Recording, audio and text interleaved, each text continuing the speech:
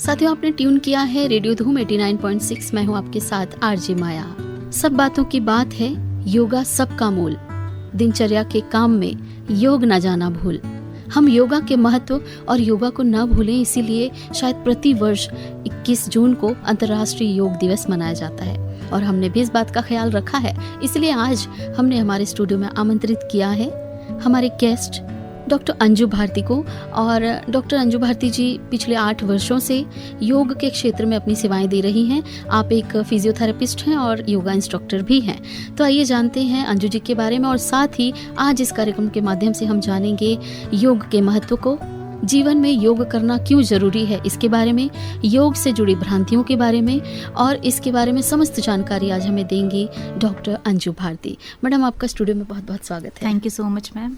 जैसा कि अंतर्राष्ट्रीय योग दिवस मनाया जाता है हर वर्ष, यही याद दिलाने के लिए कि योगा बहुत इम्पॉर्टेंट है आज के जीवन में, आज के समय में, ख़ासतौर पर जब हमारा जो जीवन है भाग दौड़ भरा है और अब लोगों के पास काम बहुत ज़्यादा है और इसी कारण से हम अपने हेल्थ में ध्यान नहीं दे पाते हैं। और यही बात आज हमें हमारे रेडियो धूम के माध्यम से लोगों को बतानी है कि काम कितना भी महत्वपूर्ण हो पर स्वास्थ्य से ऊपर नहीं हो सकता।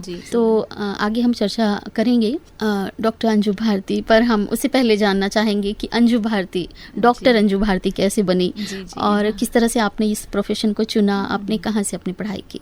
जी, मैं डॉक्टर अंजू भारती, तो मेरी बेसिक स्टडीज़ रायपुर से ही हुई है जी। और आफ्टर 12th मैंने भी एज अ मतलब डॉक्टर, मेरा सपना था कि मैं भी एक डॉक्टर बनूं करके।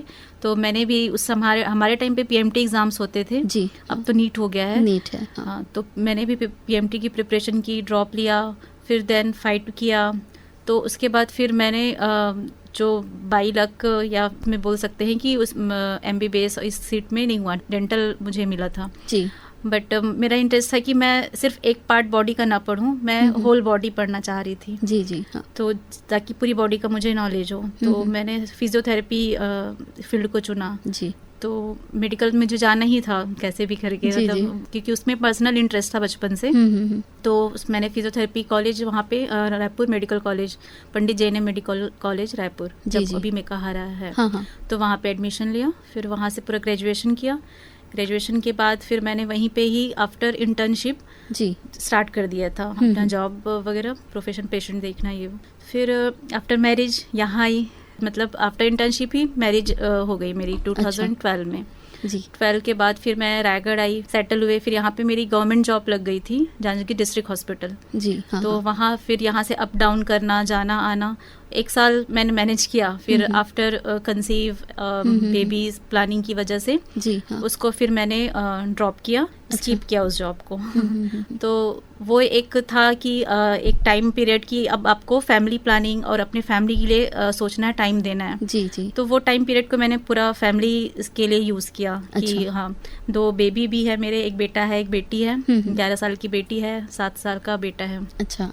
उसके बाद फिर हस्बैंड का हुआ कि MD उनको करना था रायपुर, तो वो अपन रायपुर गए, फिर से 3-4 साल का गैप, फिर वहाँ रायपुर गए। तब मैंने फिर अपना प्रोफेशन पे अब फोकस किया जी कि जो गैप हो गया, अब मुझे अब आगे बेबीज भी हो गए तो आगे का अपने प्रोफेशन पे ध्यान दिया जाए। तो फिर वहाँ पे मैंने बहुत सारे वर्कशॉप्स किए अपने फील्ड से रिलेटेड, फिजियोथेरेपी से रिलेटेड, और वहाँ पे फिजियोथेरेपी क्लिनिक में भी मैंने काम किया। अच्छा। फिर साथ ही साथ फिर फिजियोथेरेपी ऐसा पार्ट है कि आपको फिजिकली फिट रखना, फिजिकल एक्सरसाइज, इन सब पे फोकस है जी। तो फिर एक्सरसाइज आफ्टर वैसे भी पोस्टपार्टम वेट गेन होना ये सब होता है, तो मैंने एक्सरसाइज करना शुरू किया। तो एक पर्सनल एक्सरसाइज कब मेरा मोटिवेशन बना और उसको मैंने एज अ प्रोफेशन ले लिया। फिर इंटरनेशनल योगा इंस्ट्रक्टर का मैंने कोर्स किया। अच्छा। वहीं रायपुर में ही एक योगपीठ है, राहुल रायपुर योगपीठ, वो जूनियर ही है। अच्छा। तो हाँ, उसका लेकिन ये है कि हरिद्वार, ऋषिकेश इन सब से किया हुआ था, तो बहुत अच्छा नॉलेज है। हाँ, नॉलेज है। तो उसके थ्रू मेडिकल नॉलेज तो है ही, साथ ही साथ योगा का भी कर लें तो अपनी बॉडी फिट रखने के साथ हम लोगों को भी फिट रख सकते हैं। इसलिए एज अ प्रोफेशन किया कि एक सर्टिफिकेशन प्रॉपर होनी चाहिए, हर एक फील्ड का पूरा नॉलेज होना चाहिए। इस वजह से योगा मेरी लाइफ में आया। अच्छा, तो फिजियोथेरेपिस्ट से योगा की ये जो जर्नी है ये इस तरह से रही। जी। उसके बाद फिर मैंने रायगढ़, फिर वापस यहाँ पे हस्बैंड की गवर्नमेंट जॉब की वजह से यहाँ सेटल हुए, तो फिर एज अ इंस्ट्रक्टर प्रॉपर मैंने योगा क्लासेस स्टार्ट की, अपना क्लिनिक स्टार्ट किया, फिर अब चल रहा है भाई। ये बहुत ही कम देखने को मिलता है। आप चिकित्सा के क्षेत्र से थी और आप रायपुर से हैं, आप रायगढ़ आई, यहाँ भी हस्बैंड डॉक्टर हैं आपके। जी। तो ये एक वो माहौल आपको मिलता चला गया। हाँ जी, हाँ। तो एक ये भी सपोर्ट होता है फैमिली का इसमें कि फैमिली मेरी मतलब बहुत सपोर्टिव है, भाई लोग सब बहुत अच्छे हैं घर में। जी। तो यहाँ से आपने रायपुर से शुरुआत की, आप रायगढ़ आई, तो अभी वर्तमान में आप रायगढ़ में सेवाएं दे रही हैं अपनी। जी, और रायगढ़ में आप अभी फिलहाल आप कहाँ हैं और किस तरह की सेवाएं दे रही हैं? घर पे ही मैंने अपना सेटअप डाला है, रायगढ़ कबीर चौक। जी। हाँ, नियर कालिंदी हाइट्स, पिट्ठूमोड़ा रोड में। जी। तो नीचे क्लिनिक है मेरा। अच्छा। Physiotherapy clinic.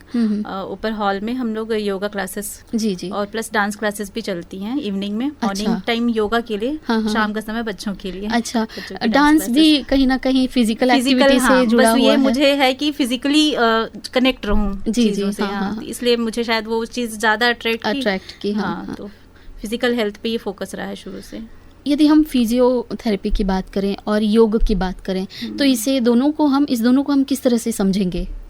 फिजियोथेरेपी एक पर्टिकुलर कंडीशन वाइज हो जाती है कि आपकी जॉइंट इश्यूज है, कि न्यूरोलॉजिकल इश्यूज है, या ऑर्थोपेडिक इश्यूज है, गायनिकोलॉजिकल इश्यूज है, वो पर्टिकुलर इश्यूज वाइज हम फिजियोथेरेपी प्रोवाइड करते हैं। और योगा ये है कि एक आपकी पूरी जनरल बॉडी फिटनेस हेल्थ पे काम फोकस होता है, आपकी फ्लेक्सिबिलिटी बढ़ती है, स्ट्रेंथ स्टेमिना सब बढ़ती है। तो योगा आपका पूरा whole body plus mind body soul तीनों को आपको योगा से कनेक्ट हो पाते हैं। आप शारीरिक रूप से भी नहीं, मानसिक रूप से भी स्वस्थ होते हैं और आध्यात्मिक रूप से भी कनेक्ट भी होते हैं आप गॉड से, और अपनी बॉडी को आप खुद जानते हैं कि आपकी बॉडी में क्या क्या इश्यूज हैं, क्या क्या लैकिंग है, आप उसको फिर कवर करते हैं। बिल्कुल, हाँ।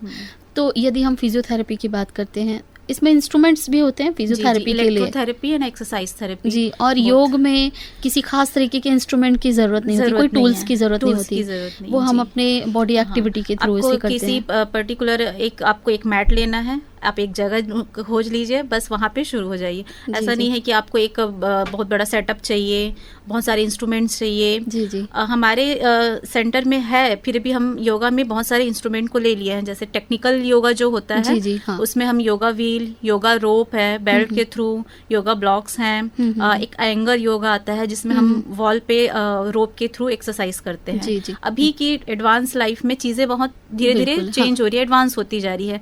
योगा जो पहले था, अब यह है कि थोड़ा सा टेक्निकल, हमारे एंशिएंट ही है जो हमको फिर से आ रहा है वापस लाइफस्टाइल में। आफ्टर कोविड ये और ज्यादा हो गया है, लोग अवेयर हुए हैं जी, इस वजह से योगा में भी काफी बदलाव आए हैं। साथियों, आपने ट्यून किया है रेडियो धूम 89.6, सुन रहे हैं program guest of the day RJ Maya के साथ। और हम आपको बता दें, आज हमारे स्टूडियो में उपस्थित हैं डॉक्टर अंजू भारती। आप एक फिजियोथेरेपिस्ट हैं और योगा इंस्ट्रक्टर भी हैं।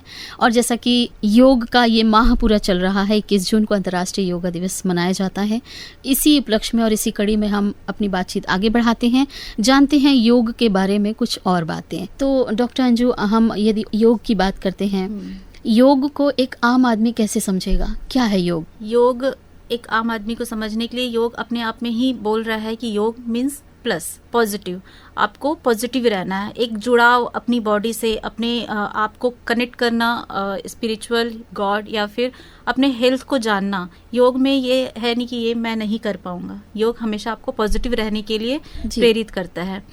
योग खुद कह रहा है कि आप पॉजिटिव रहिए। योग मीन्स प्लस। बहुत अच्छी बात आपने कही, योग मीन्स प्लस। जनरली हम आम इंसान योगा को फिजिकल एक्टिविटी से कनेक्ट कर देते हैं कि हमने कुछ यूं हाथ घुमाया, कुछ ऐसा हमने कर्व या कुछ बॉडी एक्टिविटीज करके हम योग कर रहे हैं वैसा समझते हैं, पर वैसा बिल्कुल नहीं है। जी, आपको बस एक्सरसाइज तो है ही। योगा में बहुत सारे आसन हैं, वो तो है ही, साथ ही साथ आपको पॉजिटिव भी रहना है उस चीज के साथ जी। ये भी आपको सिखाता है योग, बिल्कुल, ये मतलब मानसिक माइंड को बॉडी से कनेक्ट करता है जी। तो इसमें सिर्फ फिजिकल एक्टिविटी नहीं बल्कि हमें मानसिक रूप से भी स्थिर और शांत होने की आवश्यकता होती है। बिल्कुल, योग आपके अंदर बॉडी में स्थिरता आती है, आपके जीवन में स्थिरता आती है जी जी, स्टेबिलिटी आती है लाइफ में जी।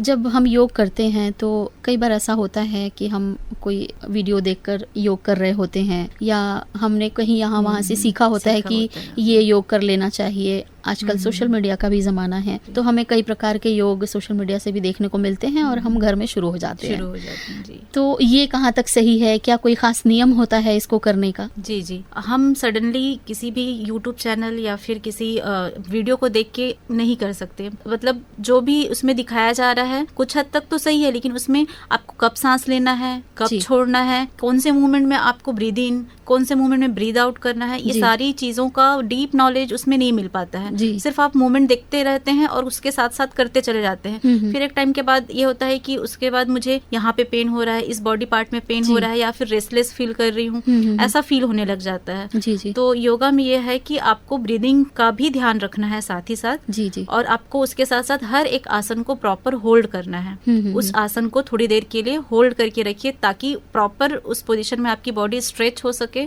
और स्टेबिलिटी आए आपकी, और जॉइंट में फ्लेक्सिबिलिटी आए, मसल्स में फ्लेक्सिबिलिटी आए। यानी कि हम कह सकते हैं यहाँ से देख के बिना किसी प्रॉपर नॉलेज के तो बिना नॉलेज के आप एक प्रॉपर इंस्ट्रक्टर जरूर रहे आपकी लाइफ में, जिनसे आप करते रहें और उनसे सीखते रहें।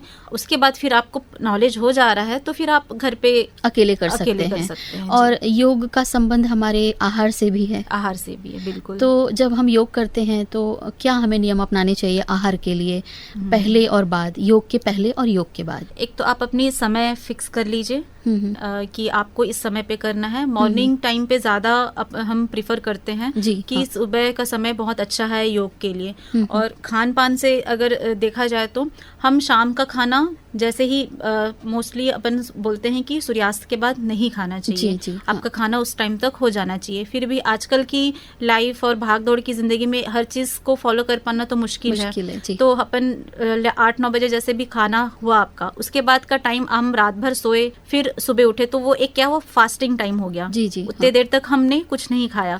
तो मॉर्निंग में हमारी बॉडी को बूस्टअप करने के लिए, मेटाबॉलिज्म को जस्ट स्टार्ट करने के लिए, किक देने के लिए बॉडी को जरूरी है कि कुछ ना कुछ आप खाएं। एकदम से खाली पेट स्टार्ट नहीं करना चाहिए। अच्छा। बोलते हैं जरूर है कि खाली पेट करना चाहिए, लेकिन ऐसा भी नहीं कि आपको भरपेट बहुत सारी चीजें खा लेनी है। उसको बस मेटाबॉलिज्म को, ऑर्गन्स को एक्टिव करने के लिए, पूरे रात भर सोए हुए हैं आपके ऑर्गन्स, उसको जगाना है आपको मॉर्निंग में। तो आप उसमें सोक्ड आलमंड्स, जो ड्राई फ्रूट्स हैं सोक किए हुए, 2 अंजीर हो गए, बादाम, अखरोट, मुनक्का, ये सारी चीजें आप एक हैंडफुल, मुट्ठी उतना आप सुबह लें।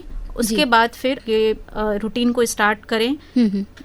योगा का जो है 1 घंटा सुबह 6 से 7 का टाइम जो है मोस्टली कहा जाता है कि उस टाइम पे करना चाहिए। फिर योगा के बाद ये है कि आपको आप जीरा पानी या फिर जो आपका है ल्यूकवार्म वाटर वो लेते हैं, वो लीजिए। आधे घंटे के अंदर आपको प्रोटीन डाइट कुछ ना कुछ लेनी है, क्योंकि जो भी एक्सरसाइज करते हैं हमसे, हमारी मसल्स ब्रेक डाउन होती है। अच्छा। मसल्स टूटते हैं, बनते हैं, तो जो ब्रेक डाउन हुआ मसल्स को क्या चाहिए? प्रोटीन चाहिए। तो आप कोशिश करिए कि उसके बाद आप प्रोटीन डाइट लें with in half an hour. कुछ ना कुछ प्रोटीन, जैसे आप सत्तू का पानी पी लीजिए। अच्छा। अंकुरित अनाज है वो स्प्राउट्स खा सकते हैं।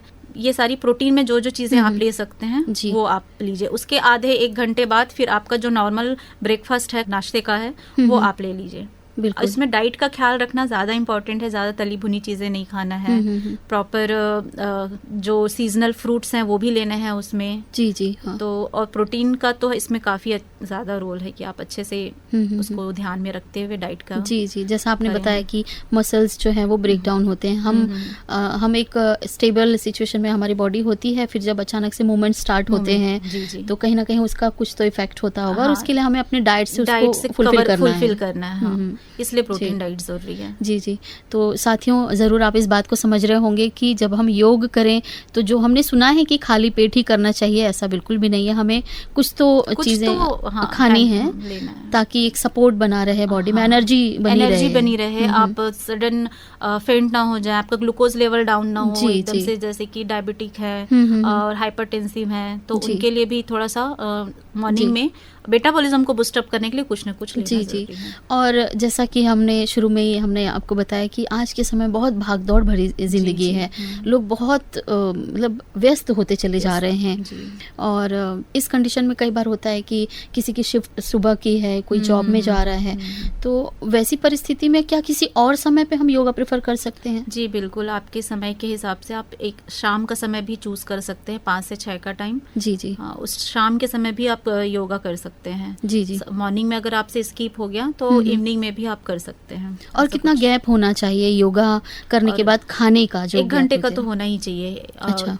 जैसे कि आपने लंच किया, लंच से 2 घंटे आपने उसमें टाइम पीरियड रखिए, जैसे 1:30-2 बजे आपने खाना खाया, फिर इधर 4:30, 5 या 6 इस बीच में आप योगा कर सकते हैं। यानी खाना खाने के बाद 2 से 3 घंटे के बाद गैप, हाँ, प्रॉपर आप डाइजेशन का टाइम दीजिए अपने सिस्टम को। जी जी। ताकि वो जो भी आपने खाया उसको पूरा पचा पाए। उसके बाद फिर आप मूव ऑन करिए योगा के लिए। जी जी। तो साथियों, अभी आपने सुना लता मंगेशकर की आवाज़ में खूबसूरत सा नगमा, और ये पसंद थी हमारे गेस्ट की। जी हाँ, डॉक्टर अंजू आज हमारे स्टूडियो में हैं, और हम आपको बता दें आप सुन रहे हैं program guest of the day RJ Maya के साथ।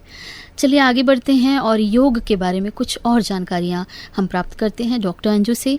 डॉक्टर अंजू, आगे हम ये जानना चाहेंगे कि जो योग होता है वो अलग अलग उम्र वर्ग के लोगों के लिए होता है, आयु वर्ग जो होते हैं, लड़कियां हैं, टीनेजर्स, या फिर महिलाएं हैं जो 40 से ऊपर के हैं, या फिर एक कॉमन व्यक्ति है जिसे हम कहें कि जो 50 से ऊपर के हैं, या फिर जिन्हें हम बुजुर्ग कह सकते हैं घर में।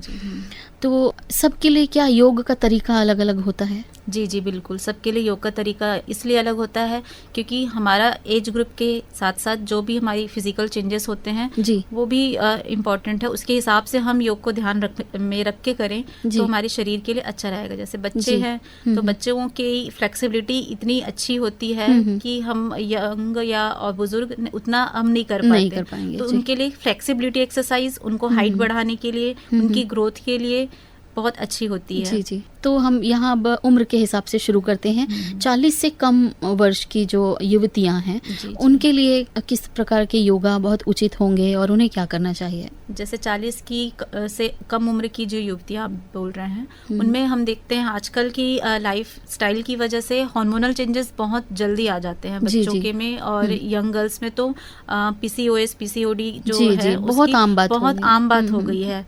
तो इस वजह से जो हार्मोनल बैलेंस को बनाए रखने के लिए हमें हमारे योग में बहुत सारे आसन हैं, जैसे वक्रासन है, पश्चिमोत्तानासन है, मंडूकासन है, जिनसे हम ये सारे आसनों को करके हार्मोनल बैलेंस बना सकते हैं। जिससे यंग गर्ल्स में जो मूड रिलेटेड चेंजेस आते हैं, एडोलसेंस जब एज आती है तो चिड़चिड़े हो जाते हैं, अपने बॉडी के साथ जो चेंजेस हो रहे हैं उसको मैनेज नहीं कर पाते, समझ नहीं पाते हैं।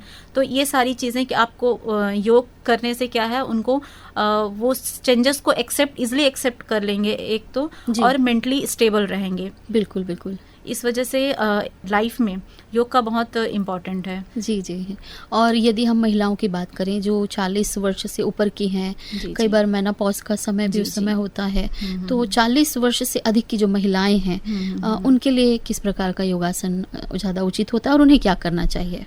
40 की उम्र के बाद जैसे हमारे हार्मोन्स, प्रोजेस्टेरोन, एस्ट्रोजन हार्मोन के लेवल में चेंजेस आने लग जाते हैं। इस वजह से उस समय भी महिलाएं थोड़ी सी मूड स्विंग्स उनको होते ही हैं। तो उस समय ज़्यादा ज़रूरी है कि आप प्राणायाम और अपनी जो बोन्स है हमारी उसमें उसके कैल्शियम डिपोजिशन कम होने लग जाता है, तो ऑस्टियोपोरोसिस के चांसेस बढ़ जाते हैं। इसलिए आपके जो डाइट का कैल्शियम हमारी बोन्स में एब्जॉर्ब हो सके उसके लिए फ्लेक्सिबिलिटी एक्सरसाइज और जॉइंट की मूवमेंट प्रॉपर रहे, उसके लिए हम आजकल जो ट्रैम्पोलिन जो कर रहे हैं ना, ट्रैम्पोलिन बच्चे यूज कर रहे हैं, ट्रैम्पोलिन जिसमें जंप करते हैं बिल्कुल। हाँ, तो हमारे जॉइंट्स का मूवमेंट होता है। तो जॉइंट्स का अप एंड डाउन मूवमेंट की वजह से बचपन में तो हम इतने कूदते फानते हैं कि इसलिए हमारे बोन ग्रोथ होते रहते हैं प्रॉपर। तो कैल्शियम के प्रॉपर एब्जॉर्प्शन के लिए वो मूवमेंट बहुत अच्छा मूवमेंट है। अच्छा। जिसमें आपका पूरा हॉपिंग मूवमेंट हो रहा है, बोन्स में वाइब्रेशंस हो रहे हैं। अच्छा। तो वो कैल्शियम के एब्जॉर्प्शन के लिए हेल्पफुल रहता है। तो अपन या इतनी हेल्थ हो जाती है उस एज के बाद, इनको बोलेंगे कि आप ट्रैम्पोलिन में कूदो तो मुश्किल ही है उनके लिए। हाँ, तो नॉर्मल आप हिल रेस करके अपनी प्लेस पे हॉप करिए। उससे क्या है, हाँ, आपके बोनी मूवमेंट्स जो होंगे, वाइब्रेशंस होगा, उसके थ्रू आपका कैल्शियम एक तो डिपोजिशन होगा, ऑस्टियोपोरोसिस के चांसेस भी कम होंगे। और प्राणायाम की तरफ बढ़े तो प्राणायाम उनके लिए काफी हेल्पफुल रहता है, क्योंकि मूड स्विंग्स इतने होते हैं तो चिड़चिड़ापन जाहिर सी बात है उनको आएगा ही आएगा। तो अनुलोम विलोम, नाड़ी शोधन प्राणायाम और भी प्राणायाम है जिसमें जैसे थायराइड रिलेटेड इश्यूज होते हैं, थायराइड, उसके लिए उज्जाई प्राणायाम बहुत अच्छा है, जिसमें वो थायराइड ग्लैंड के हार्मोन को, थायरॉक्सिन के हार्मोन को रेगुलेट करता है वो। और मंडूकासन तो है ही अच्छा, जिसमें हार्मोन्स को बैलेंस करता है वो भी। और प्राणायाम में आपको ब्रीदिंग का प्रॉपर ख्याल रखना है। ये नहीं कि सिर्फ सांस ले रहे हैं छोड़ रहे हैं। सांस लेने का भी एक प्रॉपर तरीका है कि आपको इतने काउंट तक सांस लीजिए, इतने काउंट तक होल्ड करिए, इतने काउंट तक आप सांस छोड़िए। तो ये ब्रीदिंग पैटर्न को समझना, हम कैसे सांस ले रहे हैं छोड़ रहे हैं, उसको समझना बहुत जरूरी है। सिंपल हम देख के यूट्यूब की बस एक नाक से सांस लिया, फट से छोड़ दिया। जो उसमें भी फोर्सफुली नहीं करना है। प्राणायाम इतने आराम से होता है कि आप उसको बोला जाता है कि आपके नाक के सामने जैसे धूल के कण है वो भी नहीं उड़ने चाहिए। अच्छा। इतने ब्रीदिंग को आपको स्मूथली लेना है, सॉफ्टली लेना है। तो इसलिए उसमें क्या होता है, हमारे नाइट्रस ऑक्साइड जो हैप्पी हॉर्मोन्स है वो रिलीज होते हैं। अच्छा। वो हैप्पी हार्मोन रिलीज होने की वजह से हम मेंटली स्टेबल होते हैं। इसलिए प्राणायाम को प्रॉपर किया जाए तो महिलाओं के लिए बहुत ही अच्छा होता है। सही तरीके से करना बहुत जरूरी है। सही तरीके से करना बहुत बिल्कुल। और हम बात कर रहे थे डॉक्टर अंजू 40+ महिलाओं की, ये वो दौर होता है जब बहुत बड़ा परिवर्तन महिलाएं महसूस करती हैं अपने शरीर में, हर तरीके का, क्योंकि ये इस समय तक बच्चे बड़े हो गए होते हैं और वेट गेन होता है महिलाओं का इस समय में, और कुछ और 4-5 साल बाद या 8 साल बाद मेनोपॉज का समय होता है। इस समय में खास तौर पे हम गृहिणियों की बात करें, अगर वो घर में हैं महिलाएं, अपने आप को पूरा व्यस्त कर देती हैं घर के कामों में और अपने लिए समय नहीं निकालती, उन महिलाओं को आप क्या कहना चाहती हैं? उन महिलाओं के लिए यही संदेश है कि आपने इतने साल तक अपने बच्चों पे, घर को संभाला है, थोड़ा समय अपने लिए भी निकालिए। उस 24 घंटे के समय में 1 घंटा कम से कम आपका मी टाइम होना चाहिए, जो सिर्फ और सिर्फ आपका हो। उस टाइम पे आप योगा करिए। योगा पूरे 1 घंटे नहीं कर सकते तो आप 15 मिनट 20 मिनट अपनी स्टेमिना के अकॉर्डिंग धीरे धीरे बढ़ाइए, और अपनी इंटरेस्ट का जरूर कुछ ना कुछ काम करें जो आपको पसंद है। आपको गाने सुनना पसंद है, ड्राइंग पसंद है, पेंटिंग पसंद है, स्टिचिंग पसंद है, व्हाटएवर, आपको जो भी चीज आपकी पसंद का है, क्योंकि आप लोगों का ख्याल करते रखते, लोगों की पसंद का चीजें करते करते अपनी पसंद की चीज करना भूल जाते हैं। खुद को अपना इंटरेस्ट हम भूल जाते हैं कि हम क्या पसंद करते हैं। तो अपने लिए जरूर टाइम निकालिए, कुछ ना कुछ ऐसा करिए जिससे कि आपके मूड्स अच्छे रहें, आप खुश रहें, आपको भी लगे कि हाँ I am something, I am वर्दी। बिल्कुल। और यही वो समय है, मुझे लगता है कि महिलाओं की जिम्मेदारियां और बढ़ने वाली हैं, तो हमें स्वस्थ रहने की भी जरूरत है, क्योंकि यदि जिम्मेदारियां बढ़ने वाली हैं, हमें पता है कि अब दिन ब दिन हमें और हमारे ऊपर जिम्मेदारियां होने वाली हैं, तो हमें अपने स्वास्थ्य के प्रति और सजग हो जाना चाहिए। इस टाइम पे अपने लिए समय निकालिए, अपनी पसंद की चीज करिए, एक्सरसाइज करिए, बहुत जरूरी है। साथियों, आप सुन रहे हैं रेडियो धूम 89.6 पर program guest of the day, और आज बहुत ख़ास विषय लेकर हम आपके साथ हैं, वो है योग। जी हाँ, योग के बिना हम नहीं कह सकते कि हम आगे स्वस्थ रहने वाले हैं, क्योंकि इतनी भाग दौड़ भरी हमारी ज़िंदगी है और हम उसमें अपने स्वास्थ्य को भूल जाते हैं। सबसे आसान जो चीज़ है वो है योग, जिसे हम घर पर भी कर सकते हैं, पर हाँ, सही नियमों के साथ करना बहुत ज़रूरी है, जैसा कि आज के क्रम में हमने जाना। आइए जानते हैं कुछ और जानकारियाँ, कुछ और बातें डॉक्टर अंजू से। हमारे बीच आज उपस्थित हैं स्टूडियो में। और डॉक्टर अंजू, हमने जाना युवतियों के बारे में, महिलाओं के बारे में। अब एक वर्ग हमारे परिवार में होता है बुजुर्गों का, और उनका ख्याल रखना भी हमारी बहुत बड़ी जिम्मेदारी होती है। उसमें हम आहार का तो ध्यान रखते हैं। कई बार हमारे घर में जो बुजुर्ग होते हैं 50+ की अगर हम बात करते हैं, या 60+ की बात करते हैं, हम उनके आहार का ध्यान देते हैं, पर योग और शारीरिक जो क्रियाएं होती हैं उस पर हम ध्यान नहीं दे पाते हैं। तो उस विषय में हमें कुछ मार्गदर्शन दें कि हम जो घर में बुजुर्ग हैं हमारे, हम उन्हें किस तरीके से स्वस्थ रख सकें योग के माध्यम से। जी, बुजुर्ग के साथ ये एक एज के साथ ये दिक्कत होती है कि हमारे जॉइंट्स की मोबिलिटी कम होती जाती है जी, और मसल मास कम होता जाता है। तो जॉइंट्स की मोबिलिटी को मेंटेन करना उस समय ज़रूरी है। यहाँ पे आपका योग यहाँ पे भी इम्पोर्टेंट है ही। अच्छा। क्योंकि जॉइंट की मोबिलिटी बनाए रखने के लिए आपके आर्थराइटिस के चेंजेस आने लगते हैं। बिल्कुल, सबसे ज्यादा यही शिकायतें हमें सुनने को मिलती है, घुटनों में दर्द है, कमर में दर्द है, सबसे कॉमन इश्यूज यही होते हैं। तो सब हमारी जॉइंट की मोबिलिटी बनाए रखने के लिए सिंपल जॉइंट योगासन तो बहुत सारे हैं जिसमें हम कर सकते हैं। मोबिलिटी एक एक्सरसाइज का, योगा का मोबिलिटी एक्सरसाइज पूरा एक शेड्यूल है जिसमें हम बुजुर्गों के लिए सारे योगा कराते हैं। जी जी। तो उसमें बुजुर्गों के साथ ये योगा का मोबिलिटी के साथ साथ मेंटल इश्यूज, चिड़चिड़े उनके में भी आता है आजकल। जी, जी, जी। क्योंकि वो बच्चे खेल रहे हैं, कूद रहे हैं, तुरंत एजिटेट हो जाना, ये चीजें आती है। ढलती उम्र के साथ तो आना ही आना है, वो कॉमन ही है। जी, जी। तो प्राणायाम बहुत अच्छा उनके लिए होता है। और मोबिलिटी एक्सरसाइजेस, जॉइंट मोबिलिटी सारे जॉइंट्स का, पर्टिकुलर एंकल हो गया, नी जॉइंट हो गया, हिप जॉइंट हो गया, शोल्डर हो गया, एक एज के साथ शोल्डर जाम हो गया, कमर में दर्द हो गया, घुटनों में दर्द, तो इन सब के लिए बहुत ज़रूरी है योगा के सारे बहुत सारे आसन हम करते हैं। जी जी। तिर्यक ताड़ासन हो गया जिसमें आपका पूरा स्ट्रेच होता है। और भी बहुत सारे फॉर्म है, क्योंकि उसमें एक एक करके गिनाते गए तो बहुत सारे हैं। पर एक बात यहाँ कह सकते हैं कि जब हम बुजुर्गों को योग कराएं तो एक प्रॉपर इंस्ट्रक्टर हो साथ, उनके साथ इंस्ट्रक्टर रहना जरूरी है। अकेले क्योंकि उनको अकेले नहीं छोड़ सकते। बिल्कुल। कब वो फेंट हो जाए या फिर अनस्टेबल हो जाते हैं उस टाइम पे, तो एक साथ में रहना जरूरी है। इसलिए उनके साथ में रह के उनको प्रॉपर गाइड करें। जी जी। और कराएं। और वॉकिंग एक समय के साथ, क्योंकि हमारा जॉइंट की मोबिलिटी के लिए वॉकिंग इम्पोर्टेंट है, धीरे धीरे वॉक करें। जी जी। वो भी बहुत इम्पोर्टेंट है, वॉकिंग उनके लिए फायदेमंद रहेगा। जी जी। हाँ। और वॉकिंग की यदि हम बात करें तो क्या ये योग का ही एक हिस्सा होता है, वॉकिंग, पैदल चलना? जी जी। उसमें भी बहुत सारी चीजें हैं कि वॉकिंग बस आप चल रहे हैं भी नहीं है। एक पेस वॉक हो गया, बैकवर्ड वॉक हो गया। बैकवर्ड वॉक होने से आपके पूरे बैक की मसल्स स्ट्रांग होंगी। अच्छा। हाँ, बैक एक्सटेंसर मसल्स स्ट्रांग होंगी। बैक वॉक भी करना बहुत अच्छा एक्सरसाइज है योगा का। और ऐसे सामने की वॉक है, और उसमें स्पीड का ध्यान रखिए। सिर्फ वॉक ही नहीं कि आप चल रहे हैं, स्लो से स्टार्ट करिए, फिर थोड़ा सा फास्ट, फिर स्लो। अच्छा। तो इस 3 फेज होते हैं। पहला तो आपका वार्म अप किया, फिर आपका एक्सरसाइज फेज हुआ, फिर आपका कूल डाउन फेज हुआ। अच्छा। हाँ, तो आप ये तीनों फेज का ख्याल रखते हुए आपको सारे योगासन को धीरे धीरे बढ़ाते जाना है, फिर कम करना है। तो एक पर्टिकुलर एक शेड्यूल आप तैयार करिए। इंस्ट्रक्टर इस वजह से रखना जरूरी है कि आपको प्रॉपर गाइड करता रहे कि आपको वार्म अप में ये चीजें करनी है। हाँ। फिर आपका एक्सरसाइज फेज है जिसमें आपको योगा के ये सारे फॉर्म है। फिर वापस प्राणायाम की तरफ आएंगे जो आपको कूल डाउन के फेज में इधर लेके आएगा। और स्ट्रेचिंग भी इम्पोर्टेंट है इसमें। जब हम योग की बात करते हैं तो जो स्वस्थ इंसान है, वो किसी भी उम्र का है, स्वस्थ है यदि वो, उसे कोई तकलीफ नहीं है उसके शरीर में और वो बिल्कुल स्वस्थ है, उसे ऐसा लगता है, या मेडिकल चेकअप में भी ये पता चलता है, तो स्वस्थ बने रहने के लिए उन्हें अपने रोज़मर्रा के जीवन में किस प्रकार के योग शामिल करने चाहिए?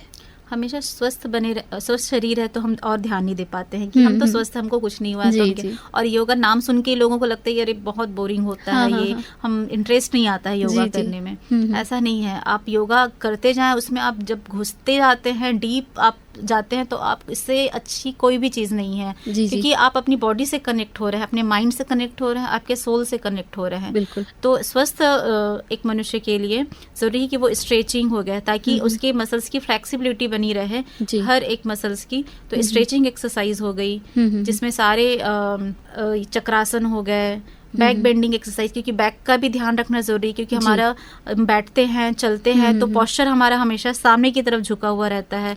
हाँ, तो हमारे पोस्चर को करेक्ट रखने के लिए, हमारे मेंटल लेवल को करेक्ट, स्वस्थ इंसान को भी कभी ना कभी चिड़चिड़ापन आता ही है लाइफ में, एक वर्क प्रेशर रहता ही है। तो इस वजह से उनको ये सारे एक्सरसाइज जिसमें स्ट्रेचिंग मैंने बताया जी, और योगा के बहुत सारे हैं जिसको बहुत सी चीजें हैं, मतलब ये कह सकते हैं कि स्वस्थ व्यक्ति को भी योग करना चाहिए, बहुत जरूरी है, बहुत जरूरी, ताकि हमेशा स्वस्थ रहे। वो स्वस्थ व्यक्ति कैसे रहे, स्वस्थ रहेगा जब तक उसको अपनाएगा नहीं योगा को। हाँ, स्वस्थ रहने के लिए ही कम से कम जरूरी है कि योगा करें। बिल्कुल। क्या जैसा हमने सुना है कि जब हम योग करें तो अगर खुले स्पेस में, ओपन एरिया में करें तो वो ज़्यादा इफेक्टिव होता है। हाँ, open area obviously ventilation, good ventilation आप जहाँ पे कर रहे हैं, प्रॉपर क्रॉस वेंटिलेशन हो, हवा का आना जाना हो, ताकि आप सांस ले रहे हैं, छोड़ रहे हैं, प्रॉपर आपको एक फ्रेश वायु मिले, फ्रेश ऑक्सीजन मिले। जी, इसलिए ओपन स्पेस क्या इम्पोर्टेंट तो है। आजकल तो ऐसा हो गया कि जगह की कमी की वजह से बंद कमरे में लोग कर रहे हैं, लेकिन कोशिश करिए कि आप कहीं ना कहीं आपके घर पे तो होगी ऐसी जगह कि आप फ्रेश एयर जहाँ से मिले, या फिर आपके घर के आसपास गार्डन हो, बगीचे हो, तो वहाँ पे जाके किया जा सकता है। जी। यहाँ हम कुछ आपके बारे में फिर से जानना चाहेंगे डॉक्टर अंजू, आपकी हॉबीज़ क्या क्या हैं?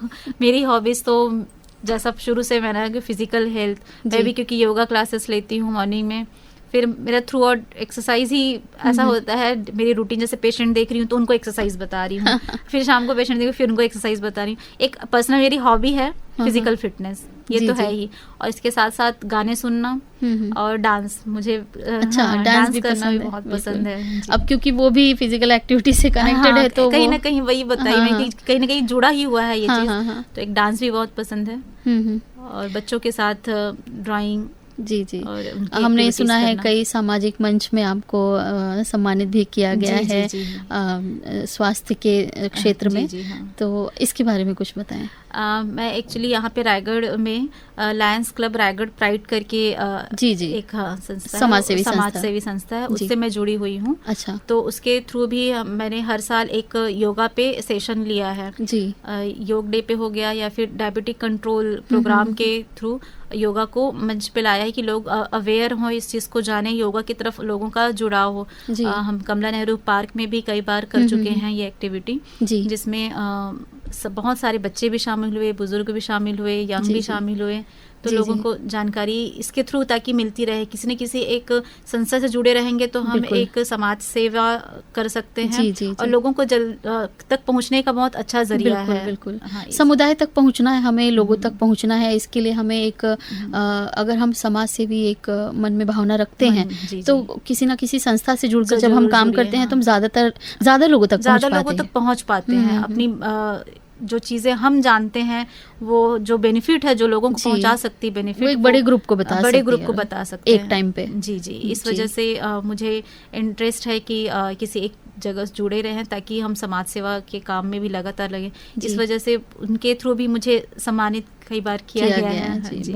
और कहते हैं ना, जो समाज के प्रति समर्पित है और समाज सेवा के प्रति समर्पित है, मंच उसे खुद ही ढूंढ लेता है। जी, बिल्कुल। साथियों, 89.6 पर आपने ट्यून किया है रेडियो धूम।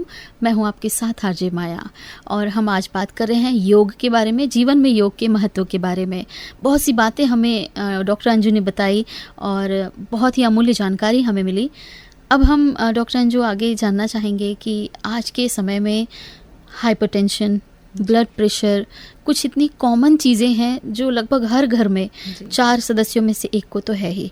तो जब हम ऐसी बातें सुनते हैं तो यहाँ पर योग का कितना महत्व होता है, क्योंकि ज़्यादातर घरों में हाइपरटेंशन के लोग दवाइयाँ खा रहे हैं, बीपी के लिए इन्सुलिन या कोई किसी अन्य प्रकार की दवाइयाँ ले रहे हैं, तो यहाँ पर योग उनके लिए कितना महत्वपूर्ण होता है? यहाँ पे योग उनके लिए काफ़ी महत्वपूर्ण है। जैसे बीपी की बात लें, ब्लड प्रेशर हाई रहता है जिनका, या फिर ब्लड प्रेशर लो रहता है। इससे क्या होता है, योग करने से हमारी सारी मसल्स हो गई, नसें हो गई, उनमें खिंचाव एक होता है, तो रक्त का प्रवाह एक प्रॉपर तरीके से, हर एक प्रॉपर चैनल से होगा। आपका जैसे खून गाढ़ा होने की एक तकलीफ हो जाती है, एक चीज का कोलेस्ट्रॉल बढ़ जा रहा है, उसकी वजह से हाइपरटेंशन हो रहा है, तो एक रक्त का संचार योगा के माध्यम से बहुत अच्छे से उनकी बॉडी में होता है, जिसकी वजह से उनको बीपी कंट्रोल करने में बहुत हेल्प मिलती है। मेरे यहाँ भी आते हैं योग में जिनका काफी 20 साल से पुराना हाइपरटेंशन है। अच्छा। वो योगा करने से उनका अब नॉर्मल आ रहा है। अच्छा। हाँ, एक बहुत अच्छा उनको बेनिफिट मिला है योगा के थ्रू, क्योंकि योगा एक ऐसा फॉर्म है जिसमें आपकी पूरी बॉडी एक तरीके से स्ट्रेच होती है, फ्लेक्सिबिलिटी बढ़ती है, तो मसल्स में जो स्ट्रेच हो रहा है, आपके अंदर तक डीप नसों में स्ट्रेचिंग जा रही है, आर्टरी वेन्स खुल रही हैं, आपके ब्लॉकेजेस ओपन हो रहे हैं, इसकी वजह से उनके हाइपरटेंशन में तो काफी हेल्पफुल होता है। जी।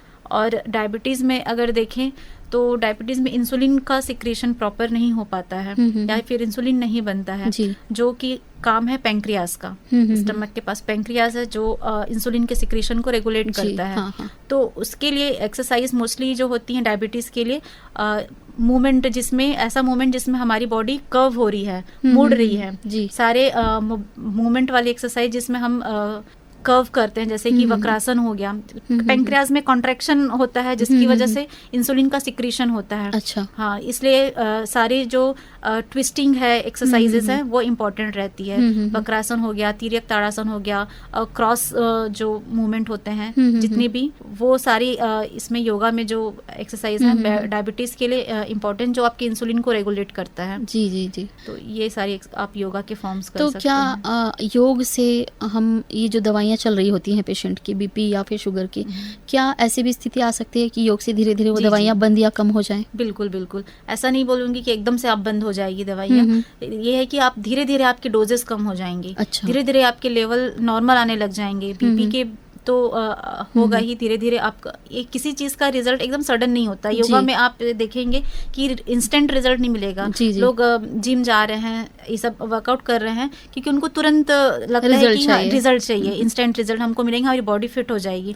योगा में आप तुरंत आप रिजल्ट नहीं मिलेगा, लेकिन विद टाइम आपको ये है कि आपकी बॉडी फ्लेक्सिबल होएगी, आप मोर ओपन फील करेंगे आपकी बॉडी को लेके। जी जी। तो इसके थ्रू आप देखिए कि धीरे धीरे आपके चेंजेस आएंगे बॉडी में। एकदम सडन चेंज नहीं मिलेंगे, लेकिन धीरे धीरे जो चेंजेस आएंगे वो ज्यादा लॉन्ग लास्टिंग रहते हैं। बिल्कुल बिल्कुल। जिम के में है कि आप लॉन्ग लास्टिंग, उसको आपने जिम छोड़ा फिर से वेट गेन कर लिया। योगा में ये है कि आपने उस चीज को, रिजल्ट को आपका लास्टिंग रहेगा, बहुत दिन तक आप स्वस्थ महसूस करेंगे। जी जी। तो आप फिर से आपका मूड हुआ कि नहीं कर सकते, अब ये है करके उस चेंजेस को देख के आप पॉजिटिव फील करके आप फिर से आप स्टार्ट कर सकते हैं। बिल्कुल। और जिम और अन्य प्रकार की जो एक्टिविटीज है उसमें किसी न किसी प्रकार के इंस्ट्रूमेंट की जरूरत होती है। जी जी। योग हम सेल्फ डिपेंड है, एक समय के बाद सीख जाने के बाद हमें कोई इंस्ट्रूमेंट तो चाहिए नहीं, तो हमें उसे जीवन का एक हिस्सा बनाया जा सकता है उसे। बिल्कुल, इसमें कोई इंस्ट्रूमेंट की जरूरत नहीं, बस आप और आपकी बॉडी। बिल्कुल। हाँ, हमने बात की बीपी और शुगर की। ऐसी और कौन सी आम समस्याएं आप देखती हैं अपनी डेली प्रैक्टिस में कि लोग आते हैं और अपनी स्वास्थ्य संबंधी समस्या लेकर आते हैं, और उनके लिए किस प्रकार के योगासन आप सजेस्ट करती हैं उन्हें? मोस्ट कॉमनली आर्थराइटिस है, जॉइंट इश्यूज है। एक मेरे पास लेडी आई थी जिनको नी में बहुत इश्यूज थे, वो घुटने के दर्द की वजह से आई थी फिजियोथेरेपी कराने के लिए, लेकिन मैंने बोला कि आप योगा करिए। उनको सीढ़ी चढ़ने उतरने में दिक्कत होती थी। अच्छा। तो उसमें क्या नी जॉइंट के जो भी एक्सरसाइज हैं, योगा के फॉर्म्स हैं, वो हम धीरे धीरे करते गए, एकदम से बढ़े नहीं कि आप करें। उनकी स्टेमिना के हिसाब से, अपनी स्टेमिना को आप जानिए, आप अपने आप को जानिए। मेन योगा में ये है कि आप अपनी बॉडी की नीड को समझिए। एकदम से स्टार्ट कोई भी चीज नहीं होगी दूसरों को देख के कि हाँ उसकी बॉडी इतनी मुड़ जा रही है, हम नहीं कर पा रहे हैं, तो हतोत्साहित नहीं होना वहाँ पे।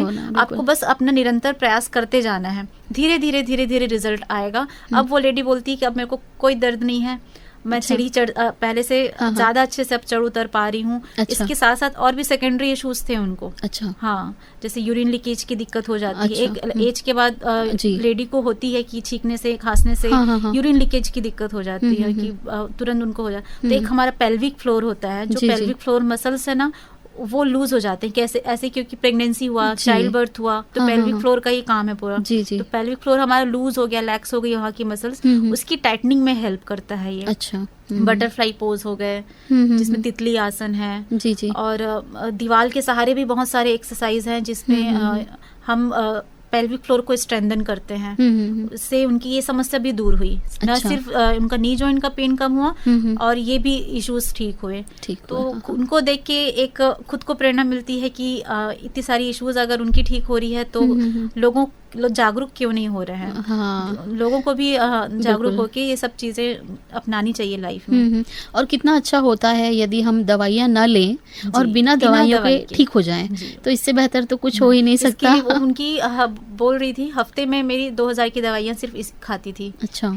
इसी की वजह से अब वो दवाई ही लेना बंद कर दी हैं। बताइए। हाँ। एक आर्थिक रूप से भी इंसान दवाइयों में फ्री हो जाता है, कम हो जाती है। हाँ। और कहीं ना कहीं दवाइयों का साइड इफेक्ट कुछ हद तक तो होता ही होगा। बिल्कुल बिल्कुल। क्योंकि जब हम स्टेरॉइड ऐसे यूज कर रहे हैं, उसका साइड इफेक्ट कितना, सडन हार्ट अटैक आ रहे हैं लोगों को। जी। हाँ। एक्सरसाइज करते करते ही चल बर, तो इस वजह से ना योगा का रोल, महत्व बहुत ज्यादा है। बिल्कुल, इम्पोर्टेंस बहुत ज्यादा है। साथियों, रेडियो धूम 89.6 पर मैं हूँ आपके साथ आरजे माया, और आप सुन रहे हैं program guest of the day. और आज हमारे स्टूडियो में गेस्ट हैं डॉक्टर अंजू भारती। आप एक फिजियोथेरेपिस्ट हैं और योगा इंस्ट्रक्टर भी हैं। हमने ढेर सारी जानकारियां इनसे ली, बहुत सी बातें डॉक्टर अंजू आपने हमें बताई और ये सारी बातें कहीं ना कहीं हमारे जीवन से बहुत करीब से ताल्लुक रखती हैं और ये जानकारियां जो हैं हमारे जीवन में काफ़ी काम आने वाली हैं। अंत में मैं आपसे जानना चाहूँगी कि आप हमारी रायगढ़ की जनता के नाम और जो भी श्रोता रेडियो धूम सुन रहे हैं उन्हें क्या संदेश देना चाहती हैं? मैं यही संदेश देना चाहती हूँ कि योग को अपने जीवन में अपनाएं और इससे आपकी लाइफ में फ़ायदा ही होगा, नुकसान कुछ नहीं है। बस अपने आप को जानिए, अपने एक समय निर्धारित करिए और एक पूरे 24 घंटे में 1 घंटा अपने लिए एक मी टाइम दीजिए जिसमें आप अपने इंटरेस्ट का काम कर सकें। और योगा तो ऐसा है कि आपको आगे इतना फ़ायदा देगा, इतना आपकी सारी जो इश्यूज़ हैं, मेडिकल इश्यूज़ हो गई और जॉइंट इश्यूज़ हो गई, सारी इश्यूज़ के लिए सबसे बेस्ट आप इसको एक अपना दोस्त बना लीजिए, अपनी रूटीन में ज़रूर इसको शामिल करिए। मैं तो आग्रह करूँगी, निवेदन करूँगी लोगों से कि आप इसे जानिए, समझिए, अपने शरीर को समझिए। ये न कि सिर्फ आपको योगा आपके शरीर को फ्लेक्सिबल बनाता है, साथ ही साथ आपके माइंड को भी शांत करता है, काम करता है। इतनी टेंशन है आजकल की लाइफ में, भाग दौड़ की ज़िंदगी है, इसमें आपको बहुत मदद मिलेगी। करें योग, रहे निरोग। बिल्कुल। और ये बात हमारे श्रोता सुन रहे हैं, निश्चित रूप से समझ भी रहे होंगे और हम आपकी बातों पे तो ज़रूर अमल करेंगे। जी। और अंत में एक प्रश्न और कि आपको हमारे स्टूडियो आकर कैसा लगा रेडियो धूम? सबसे पहले thank you so much RJ Maya, RJ Deep की मुझे एक मंच दिया, एक जगह दी जिसमें मैं अपनी बात रख सकूं, लोगों को अपने मैसेज दे सकूं। इसके लिए बहुत बहुत धन्यवाद आपका। यहाँ पे आके मुझे एक लगा नहीं कि मैंने किसी और जगह पे आया, बहुत अच्छा लगा आप लोगों से मिलके, एक फ्रेंडली एटमॉस्फेयर, बहुत अच्छा लगा आप लोगों से मिलके। आरजे माया, आपकी वॉइस बहुत अच्छी है, thank you. Thank you so very much. और हम भी बहुत आभारी हैं आपके। आपने बहुत अमूल्य जानकारियां हमें और हमारे श्रोताओं को दी है, अपना अमूल्य समय हमें दिया है और हम आशा करेंगे कि भविष्य में भी हम आपका मार्गदर्शन हमें और हमारे श्रोताओं को मिलता रहे। मुझे मौका मिले या फिर आपको जब भी लगे, मैं बिल्कुल हाजिर हूँ अपनी सेवाएं देने के लिए। बिल्कुल, बहुत धन्यवाद। धन्यवाद साथियों। जाते जाते बता दें, आज के कार्यक्रम में तकनीकी सहयोग रहा खुशबू का, मैं संचालन करता जी हाँ आरजे माया और आज के कार्यक्रम के प्रस्तुत करता थे रमाशंकर शुक्ला। धन्यवाद।